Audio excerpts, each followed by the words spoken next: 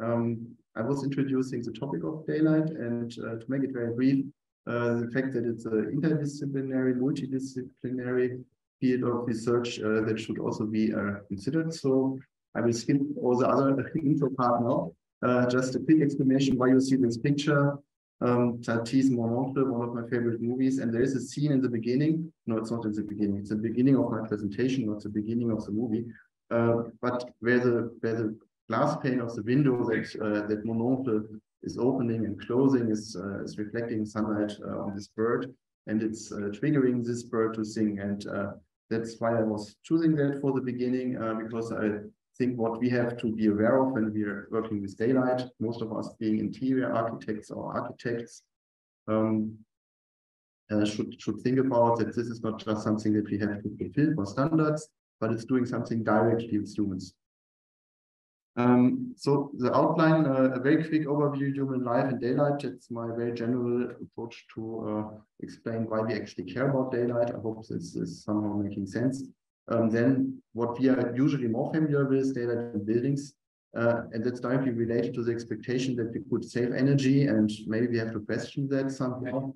But it's for sure related to comfort, and comfort is a very wide topic. So it can be visual comfort, but also non-visual comfort, and view and information, which I consider to be really important. And at the end, I will try to show you a short movie clip as one approach to describe daylight, because I'm not sure how it is now, but when I was studying architecture, we were describing daylight with red arrows and sections.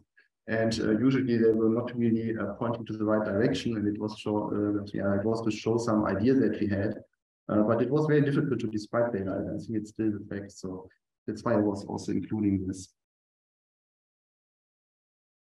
So human life in daylight, again, I think something that we take for granted, and still we can ask ourselves why, because not all species live in daylight. So there are a lot of animals, and actually most of our closer relatives, mammals, mostly quite a lot of them are living at night, or active at night. They also live during the day, but they're nocturnal species. And we are doing all our activities, or most of our activities, during the daytime. And there's one hypothesis or theory, which is called the nocturnal bottleneck, and that says that during the evolution, that reptiles were depending on sunlight and daylight, and that opens this niche for mammals, and those are our ancestors. And so they were starting in the dark, in the night, and later, when there were no big reptiles anymore, they were somehow emerging to the day. Well, it's not my field of expertise to prove that. The theory is old, it's from 1942, I think. It has not been rejected yet, so it's still considered plausible.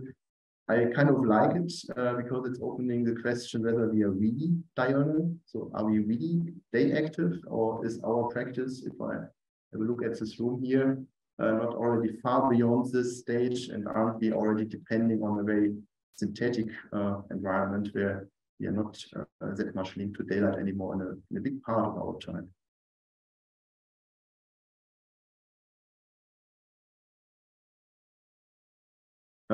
But in theory, at least, or what we would consider our natural condition, maybe, we would be diurnal. We would be out in the nature during daytime. And just to have an idea what this implies when we are talking about light, I'm showing you here two profiles, one winter day, one spring day for Berlin, which is probably less sunny than Izmir, but still what you can see if you look at the numbers and the scale, when we are talking about light in a common way that we measure it as illuminance, we are in the range of the 10,000s here. So we could assume that we are somehow made, or we somehow evolved for life in an environment with pretty high illuminance. And not to talk about this room now, but probably office space, that would be probably about 100 times lower than what you see here on these profiles. So the fact that we are indoors, that we are not outdoors anymore the whole day, has already changed our environment. It's already questioning us in terms of whether we can still apply these assumptions of this nice diurnal animal that I was showing on the previous slide, or whether we already have quite a distance to that kind of life. And of course, questions, does it actually introduce problems? Problems, why? Because not only we are measuring the lumens, but it also has an effect on us. So what we know is that the intensity of light, also the spectral composition of light, has a direct impact on us, on our mood, on our activity, on our attention, our way to concentrate, to focus on something, but also very, very physical on our body functions. So maybe you've heard this circadian clock term. So actually, because we are living as diurnal beings, we need to know when is day and when is night. And our body is somehow synchronized with this 24 hours rhythm by light. So we have receptors for that. And these receptors depend on natural light so that we can adjust our internal clock. And if we don't do this for whatever reasons, we can get tired, we can get serious health problems. And so it's important to understand when we actually have the opportunity to adjust our clock. Because now, right here, we do not have that. So we have to be aware of that. And as interior designers, or as architects, we somehow have to think about, are we creating conditions for people living in these spaces that we design that keep them healthy? Or is it something that's so artificial that they're not able to adjust to that anymore?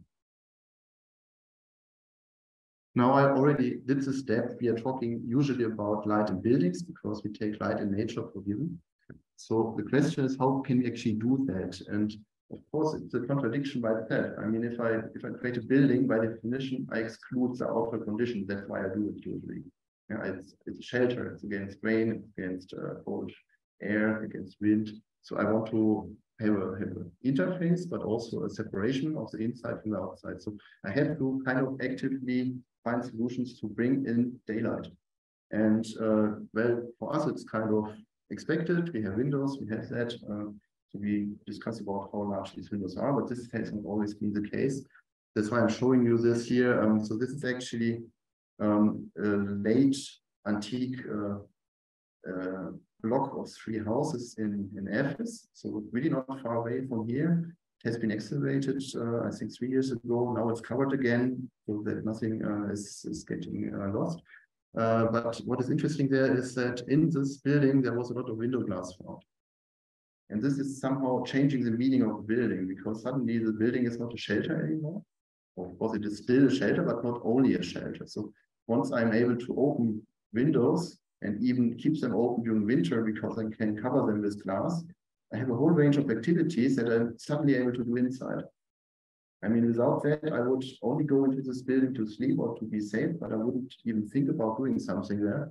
And suddenly I have this, what we are designing our whole life now. So I think for being an architect, this is kind of interesting because we think about functions in buildings, but this has not always been the case.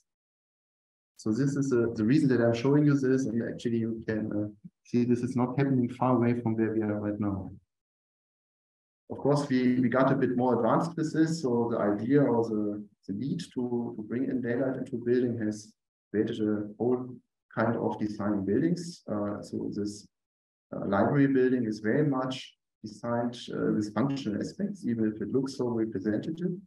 I have labeled this as top lighting because this is kind of a perfect solution for a library where you bring in the daylight from the top. So you get this very even illumination, you have practically no distraction. And of course, this is kind of a luxury. You're not always able to do that. If you're in a multi-story building, it's getting very difficult to bring in light from the top.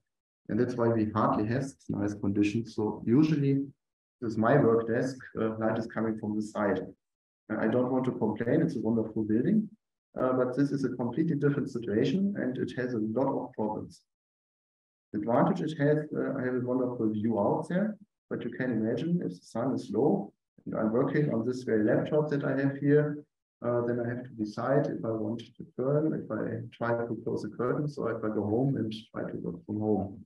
Yeah, so having big placed areas at the side is very problematic. And this is another example, Bloomberg, London by Foster. Actually, this has received a lot of good reviews as a building. But of course, if you have to create large areas of space, and you have to do that in a very dense urban environment, and you stack them, then of course light is coming from the side. And the bigger these buildings get, the deeper the plants are, the more distant the source of light becomes. And this is causing potential problems in terms of, the first is you have the impression that you don't have light anymore, or you don't have windows anymore just because they are so far away. But it can also create problems with contrast, with non-even illumination. So it's difficult, it's a challenge.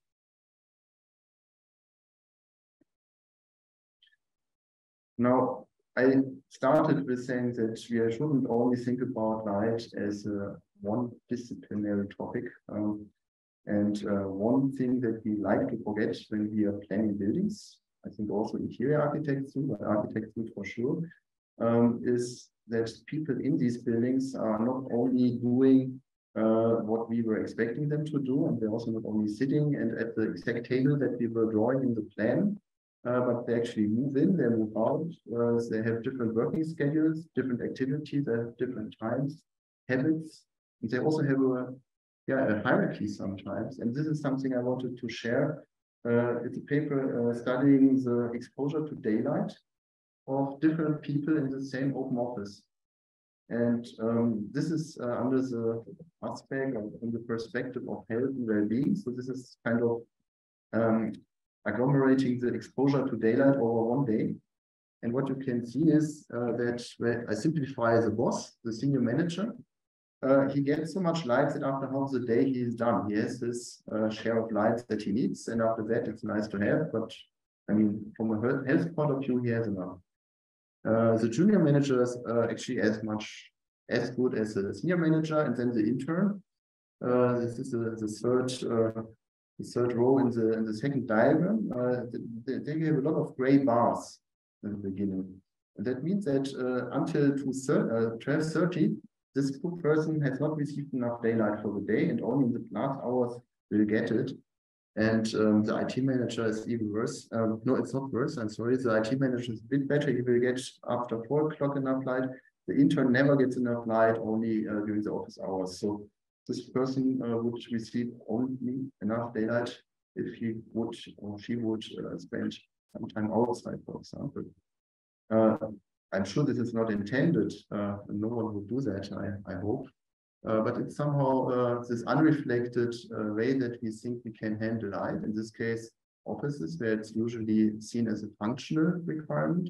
So we think that we need daylight to work, and if we don't have daylight, like for the lower ranks, then we have artificial light. But this may not be enough for health conditions, for example, and that's something that we have to keep in mind. So it's not only one aspect that tells us that we have a proper solution in a building here. Now, this was bad for the intern. I think it gets even worse if we have a look at such a building, and our profession tends to work at night. So I think we are all a bit involved in this problem. So it's not that we only spend our days when it's bright and shiny outside.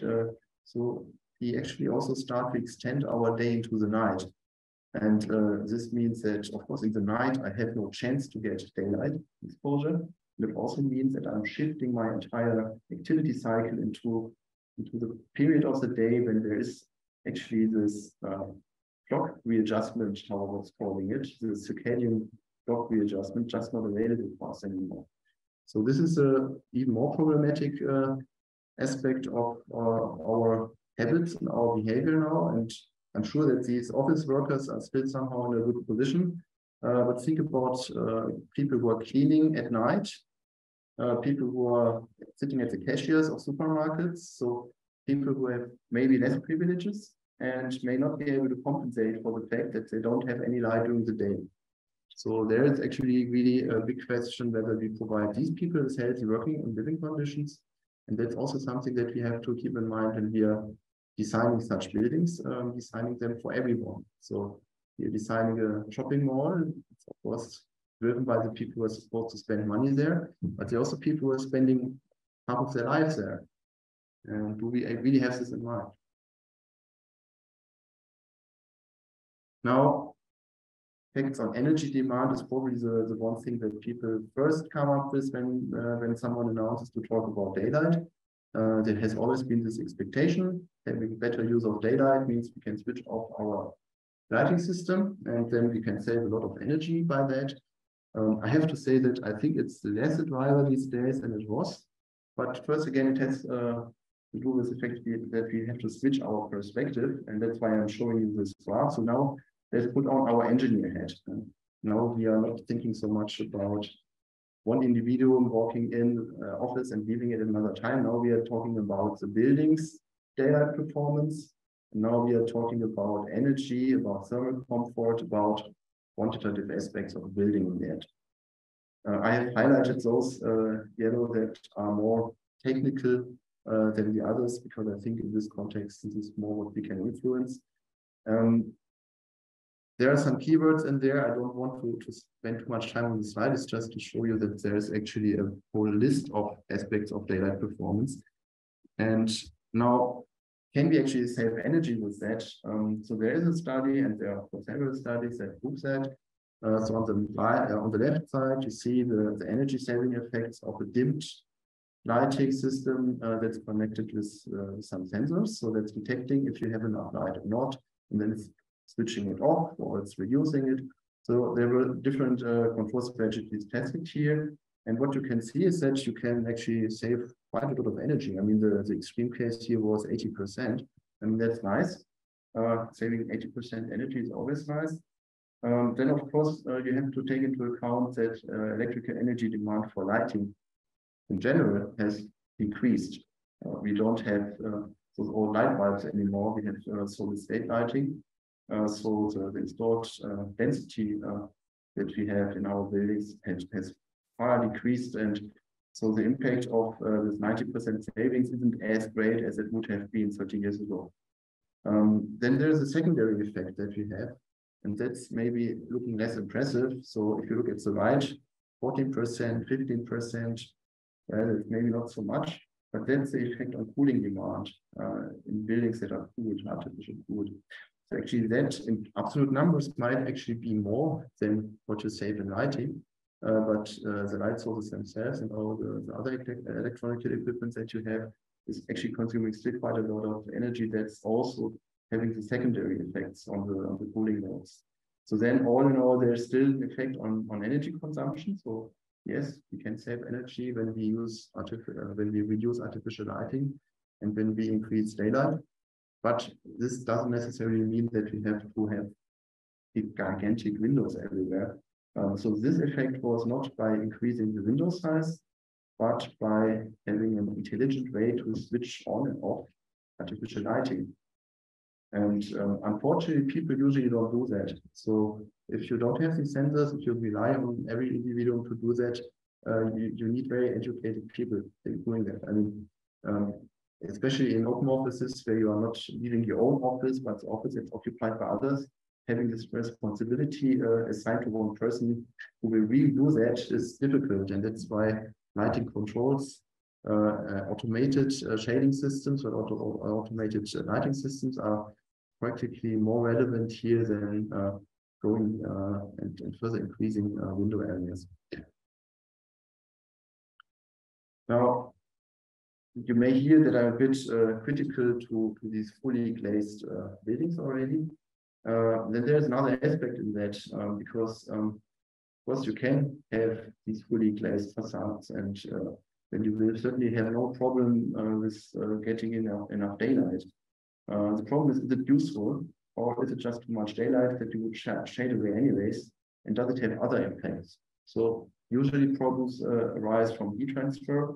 If you have this kind of large glazed facades, you have heat loss in winter, also in Izmir it happened, and even more you have the solar gains in summer, and you don't want to have that. And I'm showing this facade as another example, which is, as far as I believe, more intelligently handling this.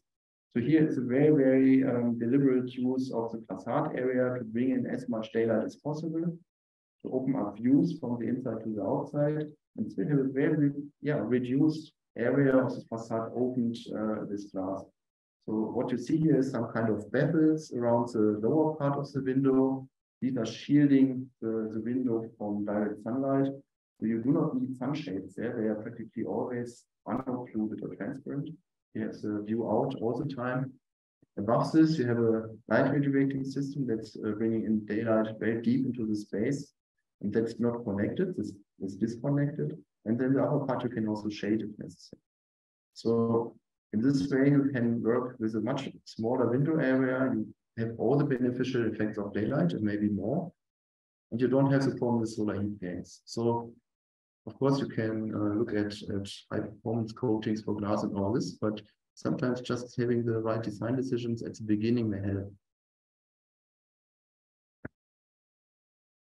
Now, I was saying reducing the window area may be beneficial. There's also another reason to do that. We are not alone anymore with our windows. So the facade became an area with a lot of competition. My colleagues are working on greenery on the facade for very good reasons. There's a lot of efforts right now to integrate photovoltaics into buildings, especially into the facade, because you want to extend the temporal range when you can provide electrical energy. So we also have to think about who is actually getting which share of the facade of the building envelope. And we should not reserve or occupy all of it for daylight if you don't need that. So yes, on the one hand, we have to defend our daylight part. On the other hand, we should also be considerate enough to work as efficient as possible with it. And then keep in mind that we have also other functions in the facade than daylight.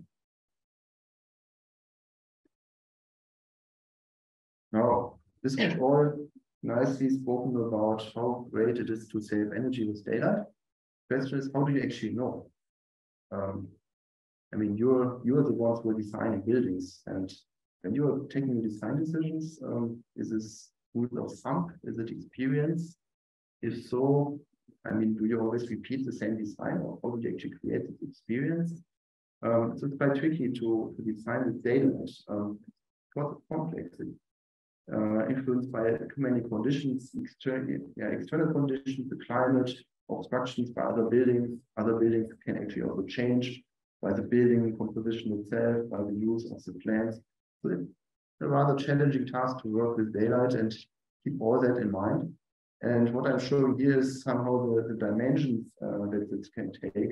I try to illustrate it. I hope that it's somehow comprehensive enough. So you see that on the left, the daylight conditions in the space are a function of directions, of course. I mean, you all have seen these solar diagrams and the solar path over the year and over the day. It's also a function of the position in the space. So usually we use this kind of fixed grids where we are measuring daylight or we are computing daylight, and then we can kind of derive something like a representative number for the space. But that's even still not enough because it is changing all the time. So on the right is the so-called heat map illustrating, I think it's the global horizontal illuminance in Geneva. At least that's what I remember. So on the vertical axis, you have the hour of the day. On the horizontal, you have the day of the year. And then you see that, of course, in the center, around the moon, you have almost the highest values. At the night, like the top and the bottom, you have none. And then you see that in summer it's wider, in winter it's narrower. So this is another dimension. So we have to account for all these dimensions, and we are not able to simply do this intuitively. At least I am not. I don't know anyone who is. So we have been using very simplified metrics for that reason to somehow evaluate or compare designs. I mean, maybe you know the daylight factor, things like window to wall ratio, all these things. Nice, because they're handy, they're easy to calculate and to remember. Something like 2.5% is easy to remember, also for me. But they don't tell you what you actually want to know, because I'm still in the section here about energy savings. And what does the daylight factor tell me about how much energy I can save? It's a relative number. It's telling me the fraction of light that's making it into my building. But as you see on the right, the external daylight is always changing. So I don't know if I have enough daylight at a given time. And that was the reason, or one of the reasons, why we started to work with climate-based daylight modeling, climate-based daylight matrix. So instead of computing or deriving some kind of a static factor for building, that could guide some decisions, but will never tell us when we have to switch on the light. We are really computing for every hour of the year and for every point in the space. So illuminance in this case, but also other metrics like glare probability, and then we can actually tell. Then we actually can have a schedule about how light has to be switched, and then we can sum it up, and then we know how much electricity we have consumed. But it's complicated, and I think it has still not been fully transferred into architectural practice. And it's a discussion like, are you as architects going to be the ones doing that? Or do you have to work with people doing that? If so, who is going to pay for that? I mean, it's a whole lot of implications. So we are still working with the rule of thumb. It's not very innovative, so maybe we have to find solutions for that. So this is an example then. If I have produced all these hourly values,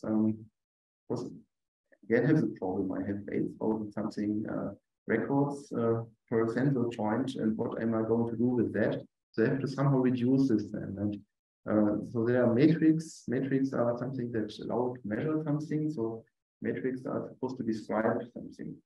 I have shown here 3 metrics for residential unit in Singapore.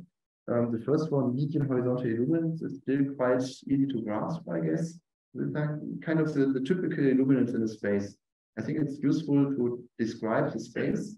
It's not useful to tell you how much electricity you consume. Because, yeah, the median is a median, but it makes quite a difference what's happening on the left and on the right of it. So, yeah, it's good for design. It's not so good for making predictions about energy efficiency. The second one is telling us something completely different, under sunlight exposure. That's a bit more about what I was saying about not to have too big windows. So this is counting the hours when I have direct sunlight in my space. And the common threshold is 250 hours per year. So if I exceed that, it's an indicator. It should ring a bell that I have somehow to introduce sun shading, to rearrange or to decrease my window size and to do something as an architect. And then, as a result of that, I get spatial data autonomy, and that's kind of reducing all these annual and hourly and spatial values into a descriptor, telling me how much of the area that I'm occupying receives enough daylight during, for example, 50% of the used time. And that's giving me quite a hard number, telling me about do I have a high electricity bill there or not. So this is probably much more what we actually want to know, but it has a huge effort to come to this result. Now, if you have been planning with this, if you have done this design, you still have to keep in mind that the perfect building may not perform as expected. And one of the main reasons for that is that we didn't achieve the visual comfort that the people who are going to move in expected. And visual comfort is again more complex than illuminance and everything based on that. So visual comfort is mostly based on what we actually see, images. And these change when we rotate our head, when we are walking around, when the sun is moving, or even when something is happening in front of our window. So this is the very complex topic. And one of the direct impacts of visual of this luminance distributions or images is whether we perceive glare or not. Now, I will not introduce the whole topic of glare assessment here because this is really going beyond. But we just have to keep in mind, we are not planning buildings that stay as we designed them, but we are having people in those buildings who will do something. So this is a friend of mine who is working in this space. Very nice view, but unfortunately no glare protection. So people are sitting there with sunglasses under umbrellas and trying to work with terrible Excel tables. I don't know how not to make mistakes then. And of course, at some point they will find other solutions than that. I remember I was working in an office where we were starting to tape all the old plans and drawings to the windows for a very similar problem. So yes, we are working against the buildings then. And I think as architects or as interior designers, we should not have buildings where people have to work against them. And so we have to somehow imagine that this could happen, and then we have to offer solutions for that before it's too late. So this is an example that's a bit more organized. This is a picture from the balcony where I was preparing the presentation in Zurich. It's not a super fancy building. It's very conventional, but you see that it offers a lot of opportunities. how people can control, in this case, sunlight. We have on the roof, we have these marquees, these shades. People, yeah, actually also see the differences. Some people use it, they're having breakfast there or whatever, and they don't want to sit in the full sun. But there are also people who like to sunbath and they don't want to have the same solution as their neighbors. So it's important that you're able to retract that it's not static. Then you have these blinds all over the facade and they are practically all closed. And I suggest that the open one is just not an occupied unit because otherwise why would they keep it open? And then you see at the street level this overhang, which is offering opportunities to sit in shadow. So if you think about it like this is a very conventional building already, but it's a machine. It's a daylight machine, and people are actively operating it. So try to think about the zones, about these environments that you offer, and about that people want to influence this environment. They want to control that themselves. Now, again, this was very conventional. It doesn't have to be conventional. It can get fancy, high-tech, glitter. I mean, this is the extreme opposite of that. What I would call advanced administration system, daylight regulating systems, all that. This is usually going to be used in very specific buildings where you have very deep plans or where you have very, very high requirements, museums, or there was an example in air traffic control at airports. So this kind of environments where you are not able to tolerate any glare, for example. And then you reach this point where you have to really make the facade become a daylight filter with all kind of technologies. This was the topic of my PhD thesis. That's why I like it so much. In practice, you will not see it very often, and especially you will not see it in residential buildings, maybe sometimes in offices, but even hardly there. One example combining this is something that I was working on. This is a Venetian blind system, which is covered with a specific weight reflecting coating. And I have to explain that it's the one on the left. They look quite similar. And what you see on the left is that you do not have this reflection on the ceiling that you have in the center. The center one is a mirror-like surface. The left one is a retroreflective coating. So it behaves, the one on the left, retroreflective one, behaves like the one on the right, which is just diffuse. So you would say, so what? But the one on the right, because it's diffuse, is heating up. And the one on the left is not, because it's reflecting light out. And then you see the solar heat gain coefficients below, and then you see that it's actually reaching very, very low. So the heat gain coefficients still with the same effect that you're able also to open the blinds. So it's an interesting system, but it's high-tech, it's not on the market yet. I hope that it will be one day, but we are not there yet. Now, I was saying that we shouldn't have too big windows. I was saying that we shouldn't expect too much energy savings. So the question may be, I don't know I'm asking that, but could be, why do we need it then? I mean, couldn't we just install very powerful and efficient artificial lighting that's mimicking the qualities of daylight? Maybe also the spectral composition and the intensity. And wouldn't that be the perfect solution that we need?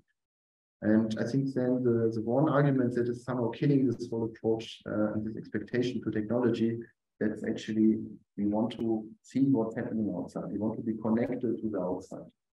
And I think if you're sitting here 1 more hour, not listening to me, but even just about the day, you would have this feeling, is it day, is it night, how long have I been here? I'm not feeling well anymore. So we want to have this connection, and this is about information. This is obviously not a very modern example, but here you see, because of the projection of the sunlight, you see exactly what kind of weather conditions you have outside. If you're local there, you know the time of the day because you would know the direction of the sun. So this is transporting a lot of information, even as this window is pointing to the sky. So I could say I don't see anything there, but it tells me a lot. And this is important, and this is something that you cannot replace by artificial light. And of course, views are also this kind of direct view. So people are walking up this building, Parliament building in Berlin, not so much to look into the parliament, but it's a nice way to have a view over the city from there. So you have this sidewalk, this circular walk up, and you have a view over the whole center of Berlin, and then you're standing on a platform. So this is also a view, but it's the view that we usually imagine. And then, of course, the question is, if we are working with this information, so if you want to provide views, how do we actually decide whether a view is good or not? And I'm not sure if you have heard about the not so new European data standard now, which is including this view as something that you can quantify and also evaluate and rate. And I'm mentioning it only because they have proposed some criteria that I think are interesting. And actually here, this is kind of exemplary for that. So what they tell is, of course, it makes a difference if the facade of the building on the opposite side of the street is nice or not. This is something that the standard cannot tell you. But what it can tell you is that if I have the case on the left, I see only the facade of the building and nothing else. It's probably not the same as in the case on the right, when I'm seeing other buildings, but also nature and also part of the floor, and also the sky.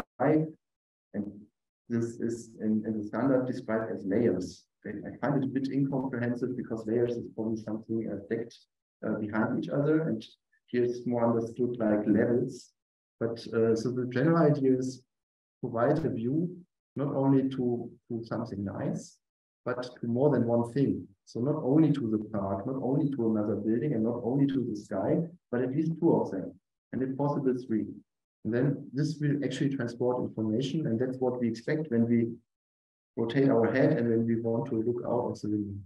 So we don't want to have only this one static object all the time. So I'm not sure about the time. I'm hoping that I'm still somehow in time. Because now what I wanted to share is an experiment that we did. So we were asking students of architecture to describe daylight by filming. And we didn't put any conditions on that. They were free to do whatever they wanted. They got technical support. Other than that, they were just supposed to go out in the city, get as many clips as possible, cut them, edit them, and then present them under this topic of daylight.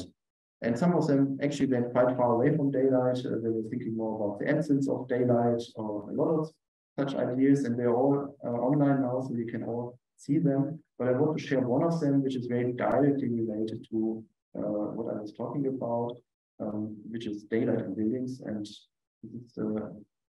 this is about shadows, but I will not even tell you the title. But a small disclaimer: it's a task for you. It's a quiz. So at the end of the movie, you have to find the title.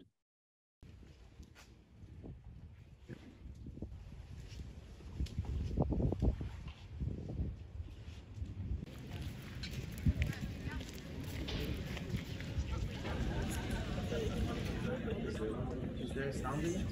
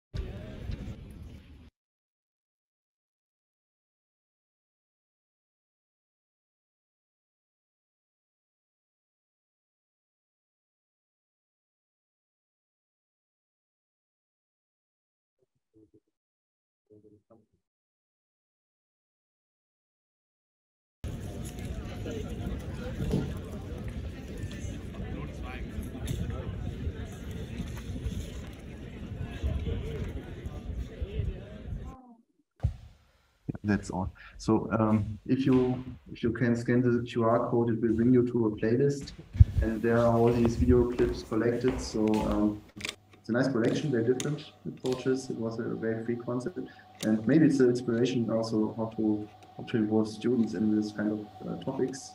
It was not my concept. I was just glad to participate in that, and I liked it because I mean you have to bring in people who have probably never been thinking about AI that way, and they have very different approaches and very different kind of accesses. And yeah, giving them some freedom is often very helpful for finding these first steps. And we were discussing that in the round, and because everyone had very different approaches, there was a lot of discussion and questions, and I like that as a concept. So maybe it's also an inspiration to work with such abstract topics. So thank you very much for your input. If not, may I ask a question? Since we are colleagues also working on the similar topics, I wonder I mean, which programs, maybe Velux, you might recommend, but other than Velux, which programs would you recommend our students, architecture students, interior architecture students, to make the daylight calculation? Is there such an easy to use and free software? Friendly, user-friendly software, would you recommend? Actually, so let's start with, since you mentioned it, there's this daylight visualizer from Velux, and it's a free download. That's quite useful already. Yeah. What we are using in university is Climate Studio, but that's not free. Yeah. But I think as a university, you should get access to that easily. Yeah. And that's very useful for students because they can very quickly compare designs, and not only about daylight. So I think for studies, that's kind of a very nice solution. Then I'm not sure to what degree students here are working with parametric design and optimization. So of course, this whole Rhino Grasshopper environment is used quite a lot now. That also offers integration. I'm sure that people have heard honey, bee, and ladybug. So all this is somehow encapsulated there in an interface that students can use if they are already working with this parametric design tools. But if they're not, Studio, all of them. Definitely, we are using. I'm glad that we are using similar programs, and thank you for the recommendations. By the way, Velux, I think, has progressed a lot. Now it has many features, so let's make a commercial out of it. It's also great. Any other questions? Matthew, do you have a question? Okay, Lars, thank you for the explanation. Instructive, and it's good to see the light on the not only the quantitative way but also on impact on people. This is the most important one. I don't know if you heard yesterday, Manek was speaking about light as a free material, and you as a specialist online, what do you tell about this? Do you think about it as a free material that is helping you to create the space, or is it something, how you categorize it using the light for architecture? Maybe I'm too close to building physics for calling it the material, but of course it's an element of architecture. And that's something that I was leaving out completely.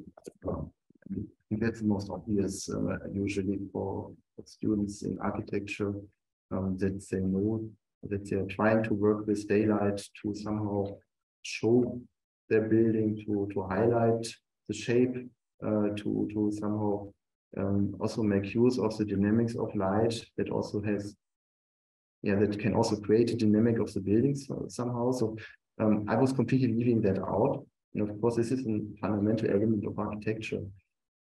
I think it's important to somehow think about both, because this is again in favor of the building as matter. And today I was trying more to look into what's happening in the building, and of course we have to do both. We should not forget how architecture is perceived, also how it lasts over the time, for example. And at the same time, we should always remind ourselves that we should work for the people in those buildings. I mean, maybe they are not contacting us, but that's actually those that should be the first thing that we should think about, is about their conditions in this building. So I think this is kind of two sides of the same phenomenon. Thank you.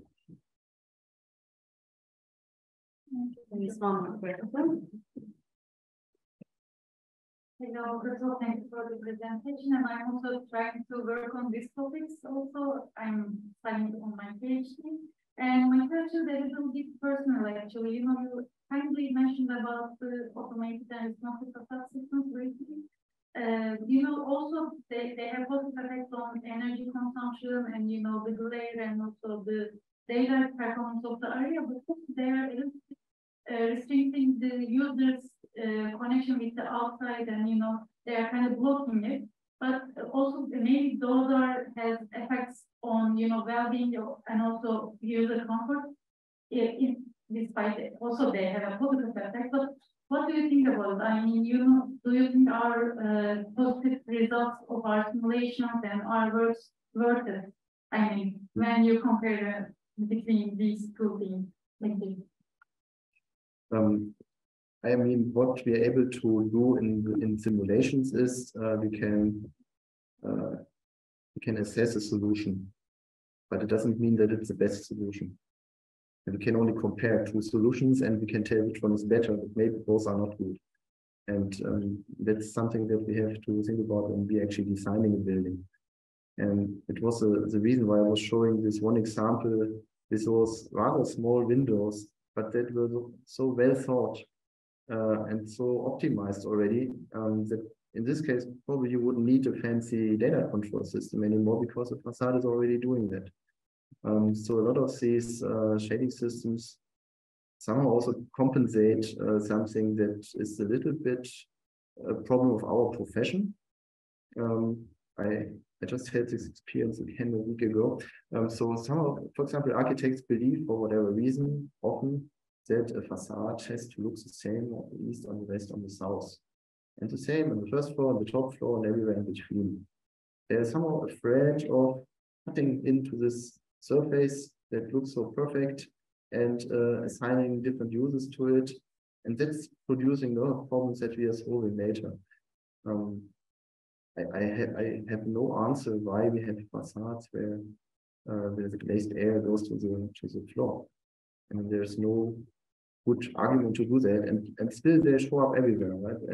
And that's why we have to kind of compensate it, and we are not able to make the initial design solutions better than.